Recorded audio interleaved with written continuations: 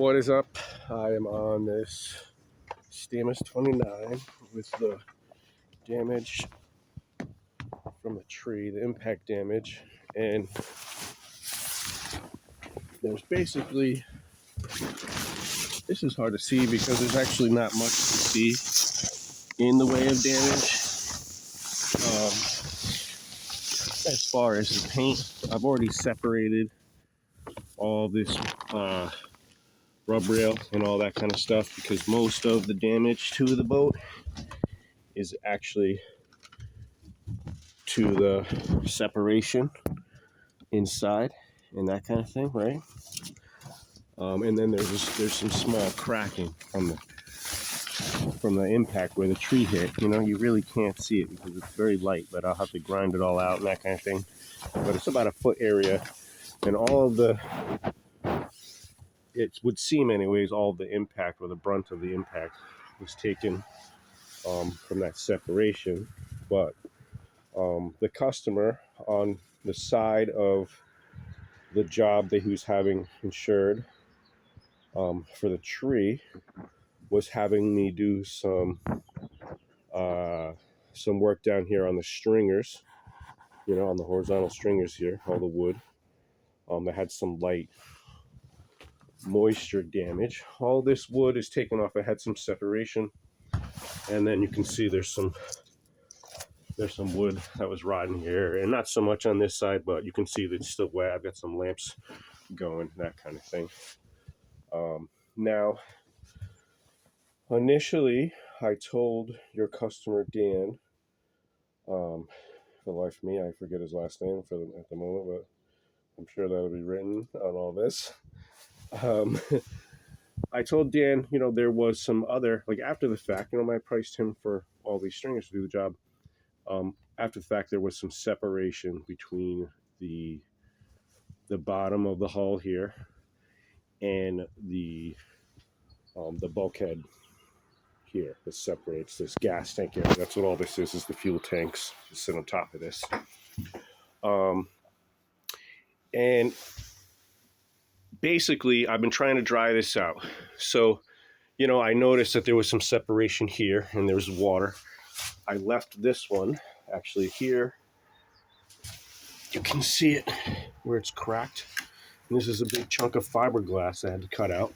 You can see where here I already did cut this all out along the edges here and all that. And all this will get new fiber, you know. And I thought it was just these three areas here. And, you know, we talked about that and came to terms on that. So then I'm trying to dry this out. And granted, we had a tent issue here.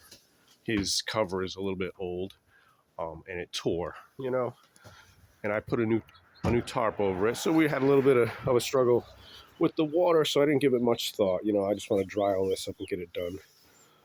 But then I found more areas like that were separated on here, on this side.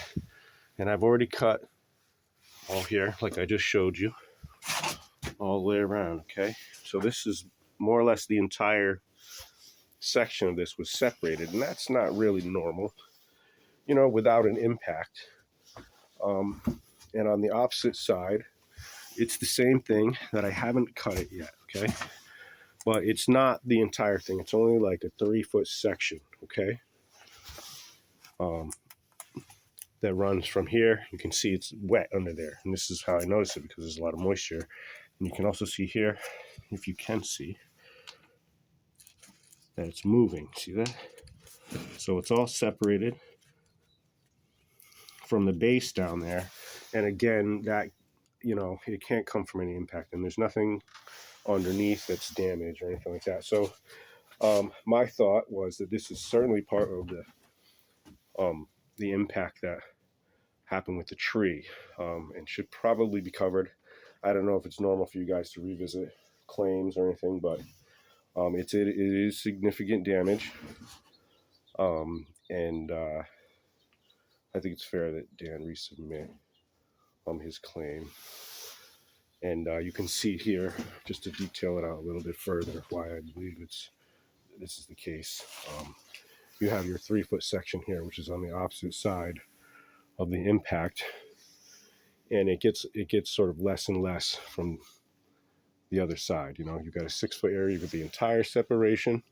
It's a good 10 feet that's along the rub rail, and then you have a good 6 to 7 feet of separation on this side, and the entire separation between the bulkhead and the hull here, and then a good 3 feet on this side. So it just seems to me that the impact, if you kind of measure it out, stems from that tree. And it's honestly pretty lucky that it was on the trailer, otherwise it would be more. I believe that the gel coat, which is more like some cosmetic damage where the tree actually hit, it would be crushed through, and then it would actually be a bigger problem.